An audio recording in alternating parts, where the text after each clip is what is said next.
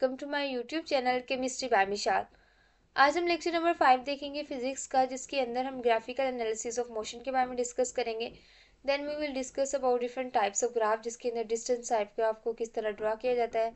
उसके अंदर अगर हमारे पास जो है वो कॉन्स्टेंट स्पीड के साथ मूव कर रहा हो तो वो क्या होता है। उसके अलावा स्पीड टाइम ग्राफ और अदर टाइप्स ऑफ ग्राफ जो है वो डिस्कस करेंगे वन बाय वन।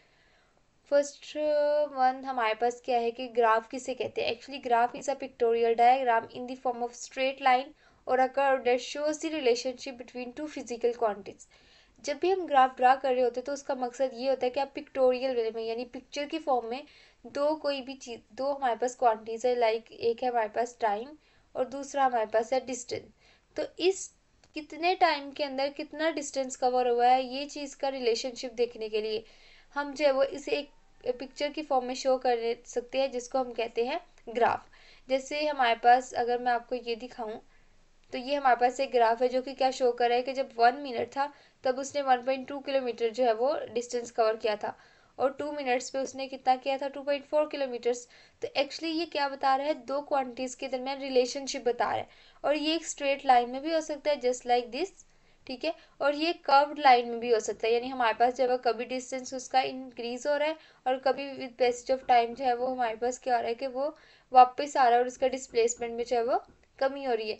तो इसका क्या मतलब हुआ कि जो कर्व की फॉर्म में भी हो सकता है और किसकी फॉर्म में हो सकता है, स्ट्रेट लाइन की फॉर्म में भी हो सकता है। अब जो ग्राफ है उसके बनाने के लिए सबसे पहले क्या किया जाता है कि two mutually perpendicular lines x से लेके ये, जैसे हमारे पास एक्स ओ एक्स बार, ठीक है, ये, और एक हमारे पास है वाई ओ वाई बार।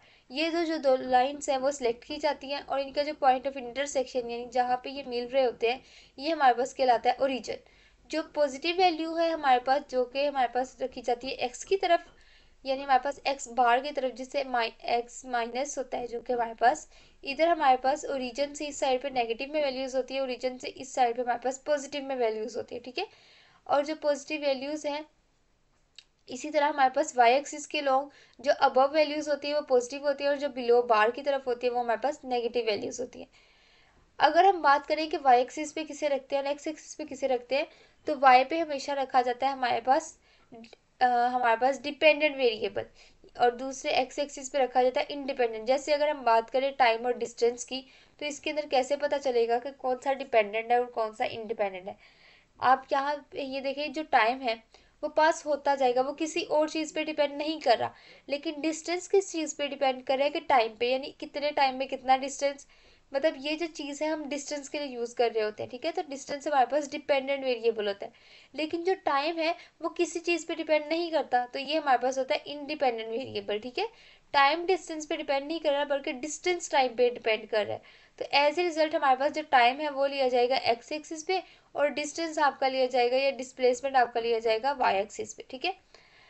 अगर हम डिस्टेंस टाइम ग्राफ की बात की जाए तो टाइम जो है वो एक्स एक्सिस पे, और डिस्टेंस जो अगर यहाँ पे इसे ऐसे डिनोट किया जाए तो ये लिया जाएगा वाई एक्सिस पे। अब हमने जो है वो एक सूटेबल स्केल भी सेट करना होता है कि मिनिमम वैल्यू हमने कितनी रखनी है और मैक्सिमम कितनी रखनी है। ये आप जब ग्राफ्स बनाएंगे तो आपको ज़्यादा अच्छे तरीके से समझ आ जाएगा। अब फर्स्ट हमारे पास एग्जांपल है डिस्टेंस टाइम ग्राफ की, जिसके अंदर आपने रिलेशनशिप शो करना है डिस्टेंस के दरमियान और टाइम के दरमियान एक मूविंग बॉडी का। अब वो बॉडी किस तरह मूव कर रही है, एक यूनिफॉर्म स्पीड के साथ, यानी एक ही जैसी स्पीड के साथ मूव कर रही है। इट मीन्स कि हमारे पास जो है उसकी स्पीड हमारे पास किसके इक्वल था, हमारे पास एस ओवर टी के, ठीक है, एस ओवर टी के, यानी हमारे पास एस ओवर टी की जो रेशियो है वो सेम रहेगी, ठीक है, यानी हमारे पास स्पीड जो है वो यूनिफॉर्म रहेगी। अब टाइम हमारे पास क्या है, जब 0 मिनट्स थे तब 0 किलोमीटर था, 1 पे 1.2, 2 पे 2.4, 3 पे 3.6, 4 पे 4.8 और 5 पे 6। अब आप यहाँ पे रेंज देख रहे हो कि टाइम की इन्होंने जो वैल्यूज़ की रेंज दी है वो 0 to 5 है, ठीक है। और अगर आप डिस्टेंस की बात करें तो वो है 0 to 6। तो आप उसके हिसाब से इसके स्केल सेट करोगे। फर्स्ट ऑफ ऑल तो आपको पता है कि एक्स एक्सिस पे आपने टाइम लेना है, और टाइम यहाँ पे हमारे पास क्या है, 5 की वैल्यू में है, ठीक है, 5 तक है, 0 से 5। तो आप कोशिश ये करें कि 0 to 6 रख लें, यानी ये जो एक्स एक्सिस है इसके अंदर वो रेंज आ सके जो टाइम की है। और अगर आप वाई एक्सिस की बात करें तो इस पर डिस्टेंस होगा, और डिस्टेंस की रेंज 0 to 6 है, तो आप कोशिश करें 7 तक रख ले, ताकि जो 6 पॉइंट्स है वो फेवरेबली हमारे पास एक्सिस के अलोंग आ जाए। अब इन्होंने क्या कहा कि जब ज़ीरो है हमारे पास टाइम तो डिस्टेंस भी है ज़ीरो, तो ये फर्स्ट पॉइंट तो यहाँ आ गया। सेकेंड उन्होंने कहा कि जब टाइम 1 मिनट था तो हमारे पास 1.2 किलोमीटर उसने कवर किए थे, तो ये 1.2 के सामने एक पॉइंट आ जाएगा। देन 2.4, 3.6, 4.8 और 6। अब इन सब पॉइंट्स को आप जो है वो मिला लोगे तो हमारे पास एक स्ट्रेट लाइन आ जाएगी जो कि शो करिए कि स्पीड क्या है, यूनिफॉर्म। तो आपने याद रखना है कि जब डिस्टेंस टाइम ग्राफ हो और हमारे पास स्ट्रेट लाइन हो तो ये शो करती है कि हमारे पास यूनिफॉर्म स्पीड है। ठीक है, अब हम जो है वो नेक्स्ट देखते हैं मोशन विद एक्सलरेशन। एक्सलरेशन मैंने आपको क्या बताया था कि जब वेलोसिटी इंक्रीज हो रही होती है या डिक्रीज हो रही होती है तो ये हमारे पास एक्सलरेशन होता है। अगर इंक्रीज हो रही है तो वो पॉजिटिव एक्सलरेशन है, अगर डिक्रीज हो रही है तो ये हमारे पास नेगेटिव एक्सलरेशन है। जैसे यहाँ पे इन्होंने शो किया हुआ है टाइम ज़ीरो है तो ज़ीरो डिस्टेंस 1 से 0.24, 0.96, 2.16, ये हमारे पास डिफरेंट डिस्टेंस उन्होंने बताया हुआ है।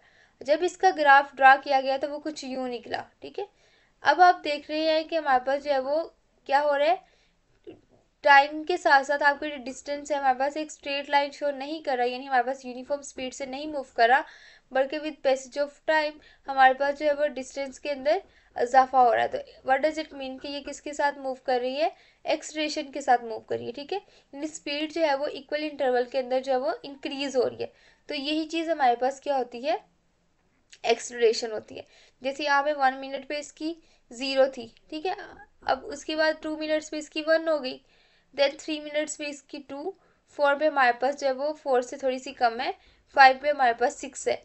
तो विद पैसेज ऑफ टाइम हमारे पास 5 पे, अगर आप इसके हिसाब से देखें तो 5 पे हमारे पास क्या होनी चाहिए थी, 3, यानी अगर 1 पे 0 है, 2 पे हमारे पास 1 है, तो 3 पे 2 है, तो 4 पे हमारे पास 3 होनी चाहिए थी और 5 पे होनी चाहिए थी 4, ताकि एक यूनिफॉर्म इस तरह मूव कर रहा होता।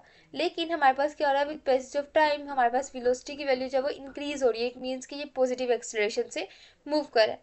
अब हम नेक्स्ट एग्जांपल देखते हैं अपनी बुक से। ठीक है, इसके अंदर हमने क्या चीज़ डिस्कस कर ली, ये ग्राफ हमने डिस्कस कर लिया। उसके बाद हम नेक्स्ट ग्राफ की तरफ जाते हैं।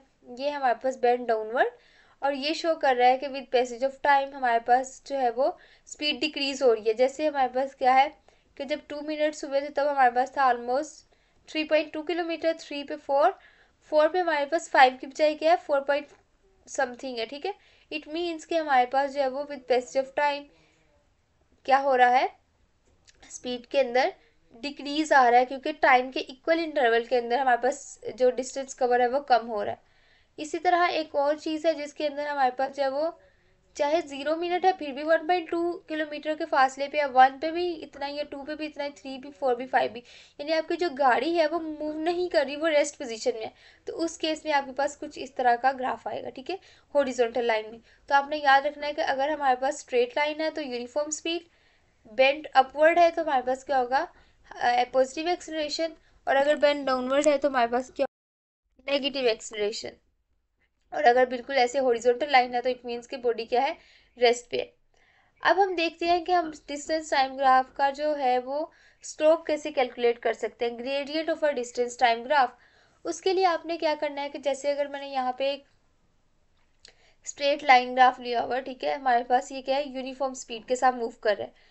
आपने कोई भी दो पॉइंट जो है वो इसके ऊपर सेलेक्ट कर लेने हैं, इस लाइन के ऊपर।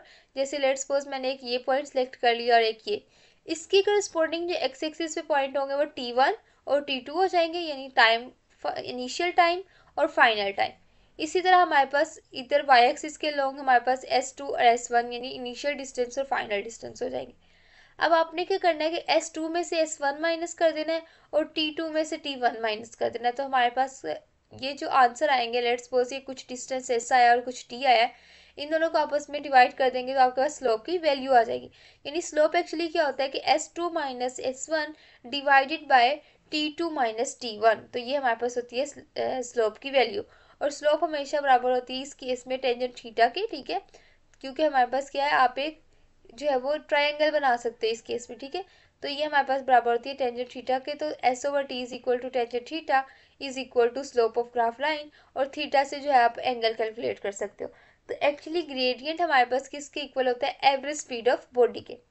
Now let's talk about speed time graph. जिस तरह यहाँ पे डिस्टेंस टाइम ग्राफ के अंदर आपने डिस्टेंस और टाइम को लिया था, डिस्टेंस को वाई एक्सिस पे और टाइम को एक्स एक्सिस पे, इसी तरह स्पीड टाइम ग्राफ के अंदर आपने स्पीड को वाई एक्सिस पे लेना है और टाइम को एक्स एक्सिस पे लेना है। अगर इस तरह का ग्राफ हो तो व्हाट डज इट शो कि हमारे पास यूनिफॉर्म स्पीड है, ठीक है, जैसे कि मैंने आपको पिछले लेक्चर के अंदर बताया था। और अगर हॉरिजॉन्टल लाइन हो तो इट मीन्स कि कांस्टेंट स्पीड के साथ मूव करे, स्पीड इसकी हमारे पास जो है वो चेंज नहीं हो रही, जितनी पहले स्पीड थी उतनी ही है।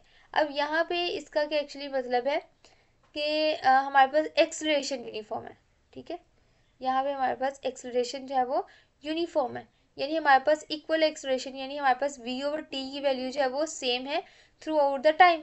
तो एज ए रिजल्ट हमारे पास एक्सलरेशन यूनिफॉर्म होगी, तो ये हमारे पास एक इस तरह का ग्राफ आएगा। लेकिन अगर हॉरिजॉन्टल लाइन में आ रहा है इट मीन्स कि हमारे पास v की वैल्यू सेम रह रही है, और अगर v की वैल्यू सेम रह रही है तो इसका मतलब कि यूनिफॉर्म वेलोसिटी है। ये हमारे पास है यूनिफॉर्म एक्सलरेशन और ये हमारे पास है यूनिफॉर्म वेलोसिटी। अब हम इसका कैसे स्पीड टाइम ग्राफ का ग्रेडियंट कैसे कैलकुलेट करते हैं, सेम उसी तरह से कि आपने यहाँ पे दो पॉइंट सेलेक्ट कर लेने हैं, एक v1 हो जाएगा, एक v हमारे पास 2 हो जाएगा, एक्स एक्सिस के लॉन्ग t2 और t1 हो जाएगा, तो t2 और ये हमारे पास हो जाएगा v2 minus v1 divided by t2 minus t1, ये हमारे पास देते हैं क्या, स्लोप की वैल्यू, ठीक है, t2 माइनस t1। और ये चीज किसके इक्वल होती है, एक्सलरेशन के, तो एवरेज एक्सलरेशन के इक्वल होता है आपका gradient of speed time graph. इसी तरह अगर यहाँ पे बात की जाए तो आप सिंपल देख सकते हैं v2 और v1 सेम है। ये हमारे पास अगर देखा जाए तो यही इसका v2 है और यही इसका v1 है, ठीक है, v2 और v1 सेम है। इसका मतलब ऊपर वाली वैल्यू जीरो हो जाएगी, तो जीरो के नीचे जितनी मर्जी बड़ी रकम हो आंसर आपके पास जीरो ही आएगा। नेक्स्ट हम जो लेक्चर है वो हम डिस्कस करेंगे लेक्चर नंबर 6 के अंदर, ताकि मैं आपको ये इक्वेशंस भी समझा पाऊँ, ठीक है, क्योंकि आज का लेक्चर काफ़ी लंबा हो चुका है। तो आज के लिए इतना ही काफ़ी है। और ये जो पीडीएफ नोट्स है ये मैं आपको डिस्क्रिप्शन में दे दूंगी। अगले के मैंने पीडीएफ नोट्स इस वजह से प्रिपेयर नहीं किए क्योंकि ये बहुत ज़्यादा सिंपल टॉपिक था और इसमें से एग्जाम पॉइंट ऑफ व्यू से भी ये इतना इम्पोर्टेंट नहीं है, लेकिन नेक्स्ट ग्राफ समझने के लिए ये इम्पोर्टेंट है। तो इस वजह से मैंने इनके पीडीएफ नोट्स नहीं बनाए।